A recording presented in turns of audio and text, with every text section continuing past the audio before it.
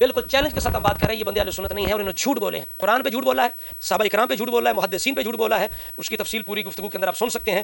اور بھائی پہلے آپ اپنے اندر جرأت و پیدا کر، اسے قرآن کے خلاف تو ثابت کر، کیسے قرآن کے خلاف ہے؟ قرآن کے اندر کہاں ہے کہ انبیاء کی مالی وراثت ہوتی ہے؟ اگر انبیاء کی وراثت ہوتی تو علی مرتضیٰ اس وقت بھی چپ نہ رہتے جب حضرت ابوبکر صدیق نے فیصلہ کیا۔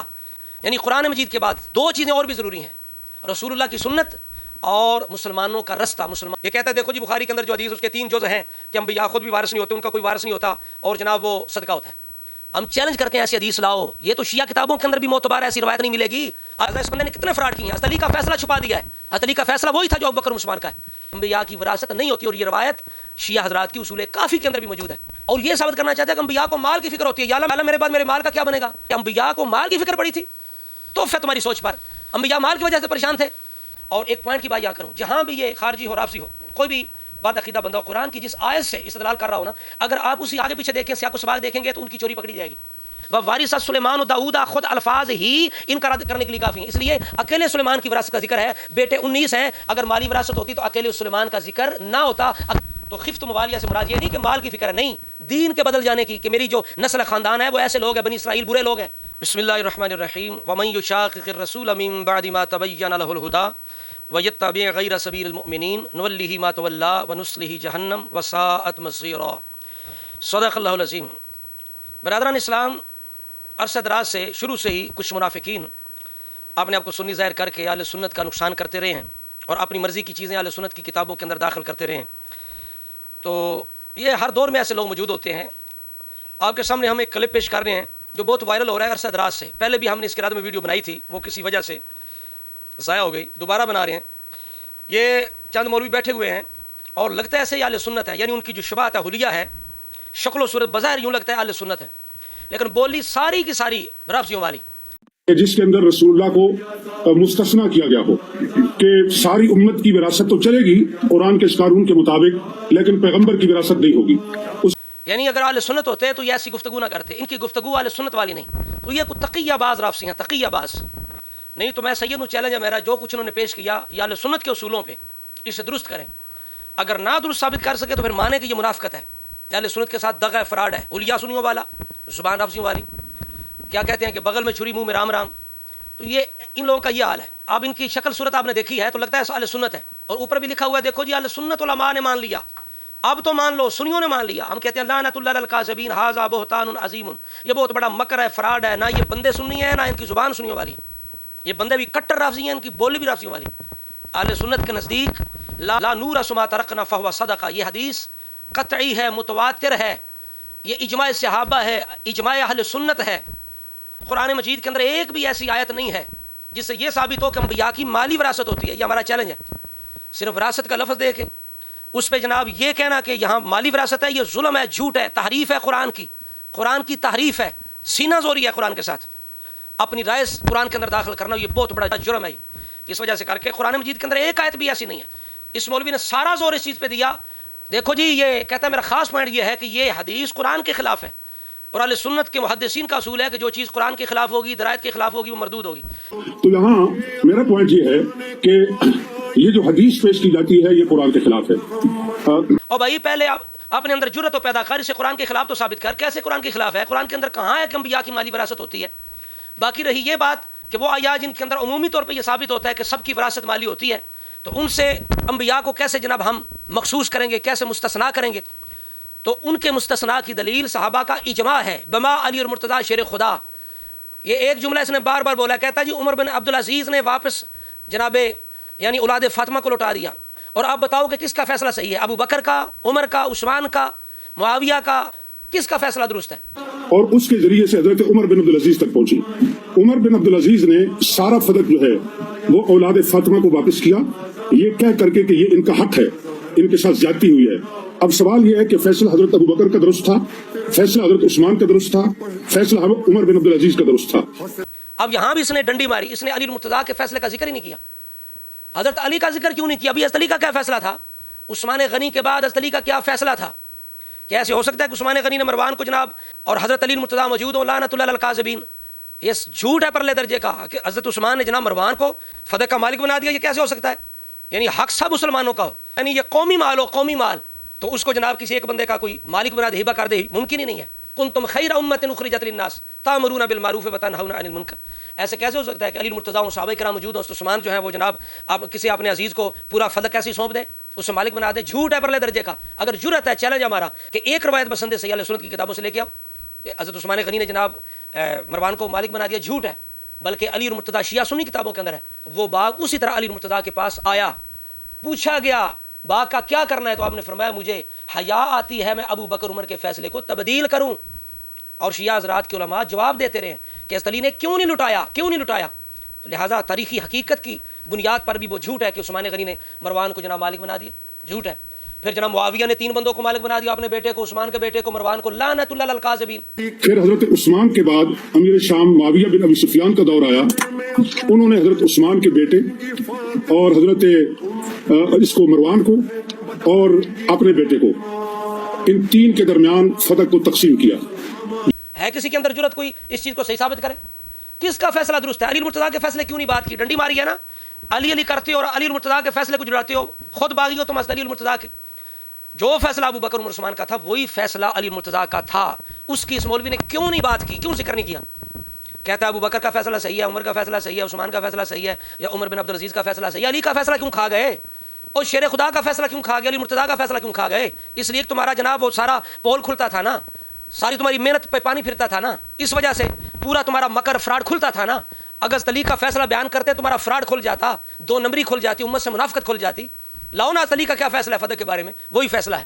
تو لہٰذا یہ حدیث مبارکہ لا نور سما ترکنا فہو صدقہ, یہ اجماعی ہے, یعنی متواتر ہے, اس پہ اجماع ہے صحابہ کرام کا. 12 کے قریب صحابہ کرام سے ثابت ہے, 12 کے قریب, جن میں علی المرتضیٰ بھی ہیں, کہ انبیاء کی وراثت مال نہیں ہوتا. اس وجہ سے یہ متواتر حدیث ہے اور قرآن کے خلاف نہیں ہے. کہاں ہے قرآن کے اندر کہ انبیاء کی وراثت ہوتی ہے؟ باقی یہ کہتے ہو کہ قرآن کے اندر ہے کہ سب کی وراثت ہوتی ہے, تو پھر اللہ کریم فرماتا ہے ما طاب لکم من النساء مثنی و ثلاث و رباع, تمہیں جناب جو عورتیں پسند ہوں ان میں سے 2 سے 3 4 سے نکاح کرو. تو آپ دیکھ لو اس آیت سے رسول اللہ جو ہے مستثنا ہے, نبی پاک علیہ السلام کے لیے یہ پابندی نہیں تھی. تو پتہ چلا ایسی مثالیں موجود ہیں کہ بعض ایسے عمومی احکام ہیں جن کے اندر انبیاء شامل نہیں ہوتے, ان کی شان الگ ہوتی ہے. اور بھی اس طرح کی مثالیں دی جا سکتی ہیں, لیکن چونکہ یہ ایک عام فام مثال ہے تو علماء کرام اس کو صرف بیان کر دیتے ہیں. تو لہٰذا جس طرح اس آیت کے عموم سے رسول اللہ خارج ہیں, اسی طرح وہ جو آیات ہیں جن کے اندر ہے کہ لوگوں کی وراثت ہوتی ہے تو اس سے رسول اللہ مستثنا ہے, خارج ہیں. اس کی دلیل کیا ہے خارج ہونے کی, مستثنا ہونے کی؟ اجماع صحابہ, علی المرتضیٰ کا فیصلہ, حضرت علی کا فیصلہ اس کے مستثنا ہونے کی دلیل ہے. اگر انبیاء کی وراثت ہوتی تو علی المرتضیٰ اس وقت بھی چپ نہ رہتے جب حضرت ابوبکر صدیق نے فیصلہ کیا. اس وقت کہتے کہ یہ حق ہے, حق دو, نہیں تو امامت سے دستبردار ہو جاؤ, ہم تمہارے پیچھے نماز ہی نہیں پڑھیں گے, ہم تمہیں امام ہی نہیں مانیں گے. تو اگر علی المرتضیٰ خاموش رہے ہیں, پیچھے نمازیں پڑھتے رہے ہیں, بچوں کے نام رکھ رہے ہیں, تو پھر کیسے ہو سکتا ہے کہ معاذ اللہ ابوبکر صدیق نے اتنا بڑا باغ جو ہے حق مار لیا ہو اور علی المرتضیٰ خاموش رہے ہوں, پھر اپنے دور میں بھی خاموش رہے ہوں؟ تو باغ حضرت علی المرتضیٰ کے پاس آیا, انہوں نے وہی فیصلہ کیا جو صدیق اکبر کا تھا. لہٰذا علی المرتضیٰ کا عمل بھی مستثنا ہونے کی دلیل ہے کہ انبیاء کی مالی وراثت نہیں ہوتی. تو پہلے تو ثابت کرو نا کہ قرآن کے خلاف ہے. کیسے قرآن کے خلاف ہے؟ یہ کوئی قرآن کے خلاف نہیں ہے. پورے قرآن مجید سے ایسی آیت نہیں دکھا سکتے کہ انبیاء کی وراثت ہوتی ہے. تو لہٰذا ادھر یہ بھی نہیں دکھا سکتے کہ کسی صحابی نے اعتراض کیا ہو کہ بھائی انبیاء کی وراثت ہوتی ہے, تم نے یہ جھوٹی حدیث بنائی ہے, یہ قرآن کے خلاف ہے. معاذ اللہ تعالیٰ قرآن کہتا ہے من یشاقق الرسول من بعد ما تبین له الهدى ویتبع غیر سبیل المؤمنین. 2 چیزیں ضروری ہیں, یعنی قرآن مجید کے بعد 2 چیزیں اور بھی ضروری ہیں, رسول اللہ کی سنت اور مسلمانوں کا رستہ, مسلمانوں کا اتفاق, اتحاد, اجماع. یہ خود قرآن کہہ رہا ہے کہ جہاں مسلمانوں کا اجماع ہو جائے تو وہ بھی ایک تھاٹی ہے, اس کا انکار کرنے والا, اس کا باغی بھی جہنمی ہے, دنیا کے اندر گمراہ ہے. تو لہٰذا قرآن صحابہ اکرام کی اجماع کو حجت قرار دے رہے ہیں, اور صحابہ کا اتفاق ہے بما علی المرتضیٰ کہ انبیاء کی مالی وراثت نہیں ہوتی. علی خود بھی اس حدیث کے راوی ہیں, لا نور سما ترکنا فہو صدقہ. حضرت علی المرتضیٰ نے اپنے دور میں فیصلہ بھی وہ کیا جو ابوبکر صدیق کا فیصلہ تھا. تو پتہ چلا اجماع صحابہ کے ساتھ, اور قرآن کا اجماع حجت ہے, اور اجماع صحابہ کے ساتھ انبیاء کی وراثت نہیں ہوتی, یہ قطعی طور پر ثابت ہو گیا. لہٰذا یہ کہنا کہ یہ روایت حدیث کے, یہ روایت جناب قرآن کے خلاف ہے تو اس لیے ہم نہیں مانتے, یہ بالکل مکر ہے, فراڈ ہے, یہ رافضیوں کی بولی ہے. اہل سنت کا یہ نظریہ قطعاً نہیں ہے. پھر اس بندے نے جناب ایک یہ جھوٹ بولا کہ بخاری مسلم کے اندر روایت ہے 3 چیزیں ہیں. اب حضرت ابوبکر رضی اللہ عنہ نے حضرت فاطمہ کے کلیم کو رد کرنے کے لیے جو روایت پیش کی, بخاری میں بھی ہے, مسلم میں بھی ہے, دوسری تمام شیعہ کتابوں میں بھی ہے اور سنی کتابوں میں بھی. اس کے اندر 3 پوائنٹ ہیں, اس کے 3 اجزاء ہیں. پہلا جز یہ ہے کہ انبیاء کسی کے وارث نہیں ہوتے, یعنی وہ اپنے والدین کی وراثت نہیں لیتے. کھلا جھوٹ اس بندے نے بولا, کھلا جھوٹ. اہل سنت کی پورے جناب ذخیرہ حدیث کے اندر ایک بھی ضعیف سے ضعیف بھی حدیث نہیں ملے گی جس کے اندر ہو کہ انبیاء وارث ہوتے نہیں, خود بھی وارث نہیں ہوتے. اس بندے نے بخاری پہ جھوٹ بولا, محدثین پہ. یہ کہتا ہے دیکھو جی بخاری کے اندر جو حدیث اس کے 3 جز ہیں کہ انبیاء خود بھی وارث نہیں ہوتے, ان کا کوئی وارث نہیں ہوتا, اور جناب وہ صدقہ ہوتا ہے. ہم چیلنج کرتے ہیں ایسی حدیث لاؤ. یہ تو شیعہ کتابوں کے اندر بھی معتبر ایسی روایت نہیں ملے گی. اہل سنت دور کی بات ہے. یہ بندہ سریعام جھوٹ بولا ہے بخاری پہ, محدثین پہ, اہل سنت کی کتابوں پہ, اپنی طرف سے حدیث گھاڑ رہا ہے. کتنا بڑا دھوکہ دے رہا ہے, سامنے بیٹھ کے دھوکہ دے رہا ہے. کہتا ہے 3 جز ہیں, دکھاؤ جز کدھر ہے تیسرے. کہاں ہے کہ انبیاء کسی کا وارث نہیں ہوتے, کہاں ہے؟ کیوں جھوٹ بولتے ہو؟ اتنا مکر فراڈ, انبیاء کسی کا وارث نہیں ہوتے اور رسول اللہ اپنے والد کی چیزوں کے وارث ہوئے, لہذا یہ حدیث غلط ہے. یعنی اس جز کو غلط ثابت کر کے حدیث کو غلط ثابت کر رہا تھا کہ جبکہ اس کا جھوٹ ہے, فراڈ ہے, ایسی کوئی روایت ہے ہی نہیں. صرف اتنا لا نور سما ترکنا فهو صدقہ, یا لا نور سما ترکنا صدقہ, یعنی ہمارا کوئی وارث نہیں ہوتا, ہم وراثت نہیں چھوڑتے. یہ حدیث ہے, یہ نہیں کہ ہم کسی کے وارث نہیں ہوتے. یہ بھی اس نے جھوٹ بولا ہے. دوسرا جھوٹ اس نے بولا کہ حضرت عثمان غنی نے مروان کو بخش دیا. جھوٹ ہے, لعنت اللہ علی الکاذبین. ثابت کرو اسے اگر ہمت ہے تو. کے قبضے میں رہا صدق. حضرت عثمان نے سارا مروان کو بخش دیا. اگر مسلمانوں کی پراپرٹی تھی تو تیسرے خلیفہ کو یہ حق کس طرح تھا کہ وہ مروان بن الحکم کو سارا دے دے؟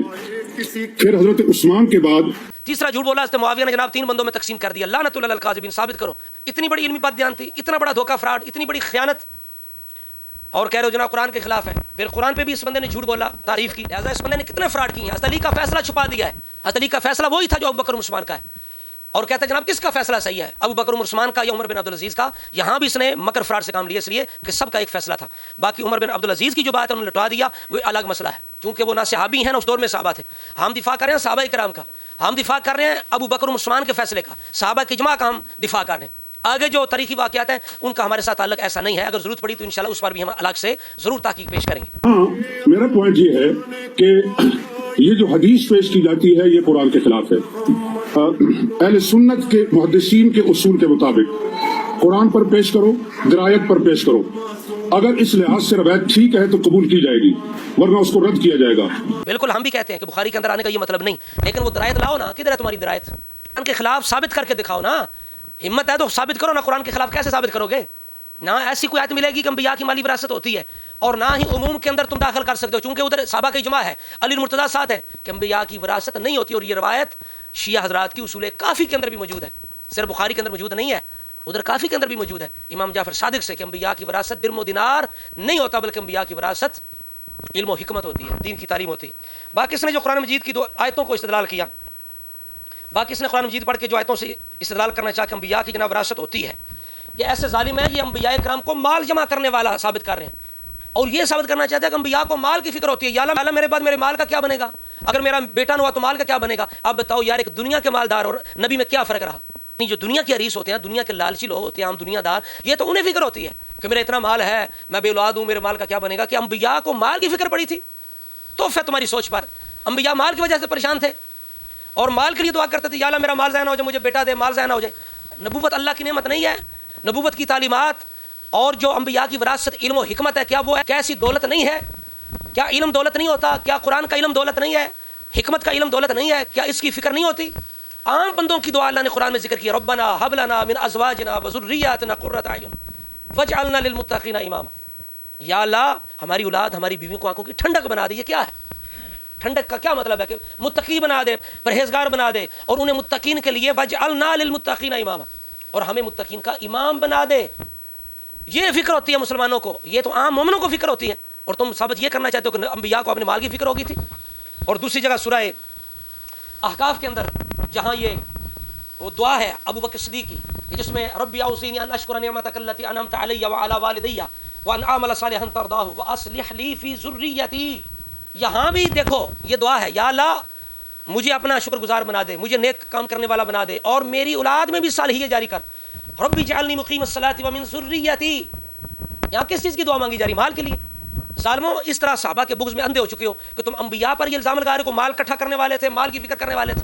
اب دیکھو جن آیتوں سے استدلال کیا ہے, کہتا ہے ووارث سلیمان و داؤد, یہ جناب سلیمان داؤد کے وارث ہوئے. کی اولاد جو ہے اس کی کوئی وارث نہیں ہوتی, وہ وارث نہیں ہوتی, تو وہ وارث سلیمان و داؤد. اور حضرت اس آیت کو یہ ثابت کر رہا ہے کہ اس سے اس وراثت سے مراد مالی وراثت ہے. ہم کہتے ہیں لعنت اللہ علی الکاذبین, قرآن پہ جھوٹ ہے. اور ایک پوائنٹ کی بات یہاں کروں, جہاں بھی یہ خارجی ہو رافضی ہو, کوئی بھی بد عقیدہ بندہ قرآن کی جس آیت سے استدلال کر رہا ہو نا، اگر آپ اسی آیت میں آگے پیچھے دیکھیں، سیاق و سباق دیکھیں گے تو ان کی چوری پکڑی جائے گی. اب اس کی بھی چوری یہیں پکڑی گئی ہے. اس سے پچھلی آیت کے اندر علم کی بات ہے. وَلَقَدْ آتَيْنَا دَاوُودَ وَسُلَيْمَانَ عِلْمًا، ہم نے داؤد سلیمان کو علم عطا فرمایا، یہ ہے دولت. وَقَالَ الْحَمْدُ لِلَّهِ الَّذِي فَضَّلْنَا عَلَىٰ كَثِيرٍ مِّنْ عِبَادِهِ الْمُؤْمِنِينَ. سورہ نمل آیت نمبر 15. یہاں علم کی بات ہے. اگلی آیت نمبر 16 جس کو یہ دلیل بنا رہا تھا، وَوَارِثَ سُلَيْمَانُ دَاوُودَ. اب اس آیت کے اندر اگر آپ آگے پڑھیں تو اس کی چوری پکڑی جاتی ہے.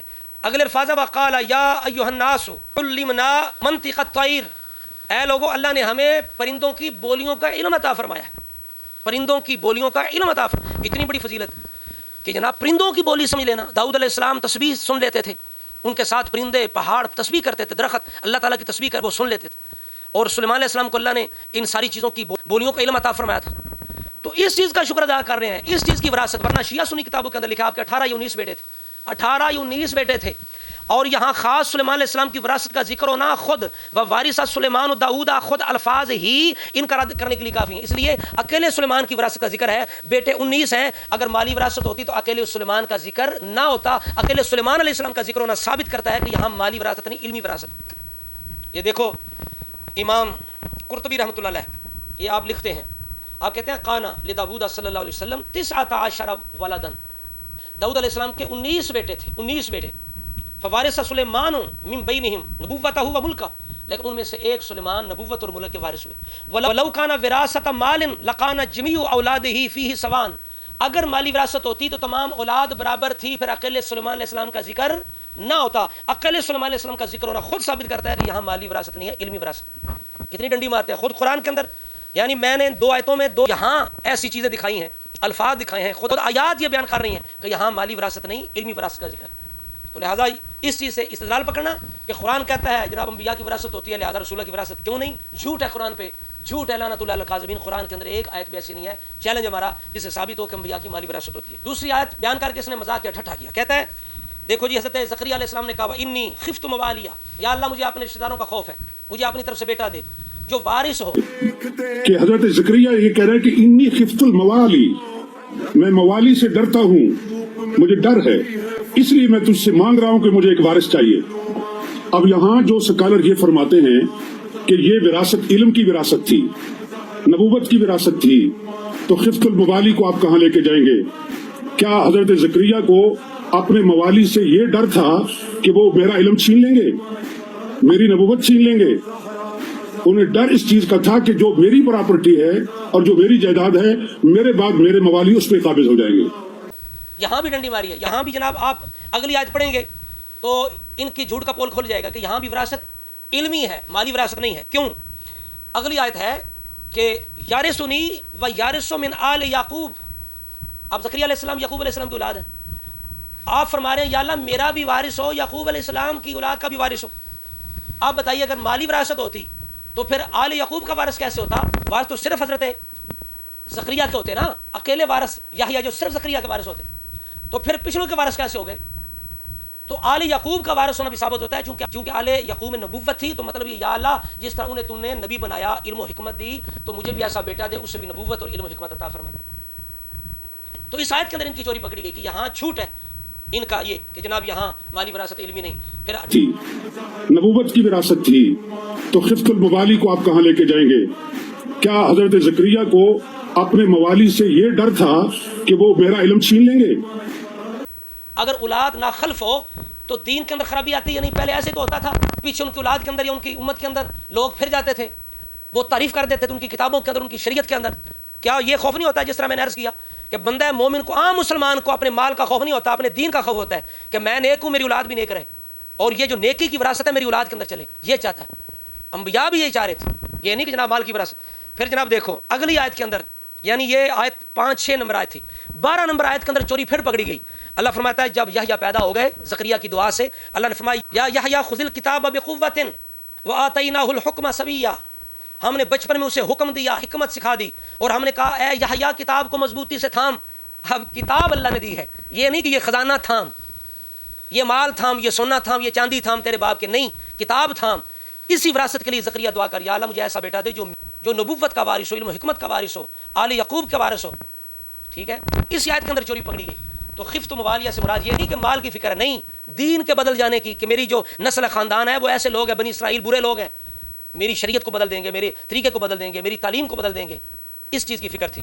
تو لہٰذا بالکل چیلنج کے ساتھ ہم بات کر رہے ہیں، یہ بندے اہل سنت نہیں ہیں اور انہوں نے جھوٹ بولے ہیں، قرآن پہ جھوٹ بولا ہے، صحابہ کرام پہ جھوٹ بولا ہے، محدثین پہ جھوٹ بولا ہے، اس کی تفصیل پوری گفتگو کے اندر آپ سن سکتے ہیں. تو لہٰذا یہ ویڈیو ایسی ہے، بہت زیادہ چل رہی تھی اور معذرت اس کو لے کے لوگ یہ تاثر دے رہے تھے، دیکھو جی سنی مولوی کیا بیان کر رہے ہیں، فتح کا فیصلہ سنی مولوی نے کر دیا. تو الحمدللہ ہم نے یہ چیلنج کے ساتھ تحقیق آپ کے سامنے پیش کر دی ہے، خود بھی سنیں، آگے شیئر کریں. اللہ تعالیٰ اہل سنت کے عوام کو اس طرح کے تمام جتنے بھی یہ 2 نمبر لوگ ہیں تقی آواز، ان کے شر سے محفوظ فرمائے.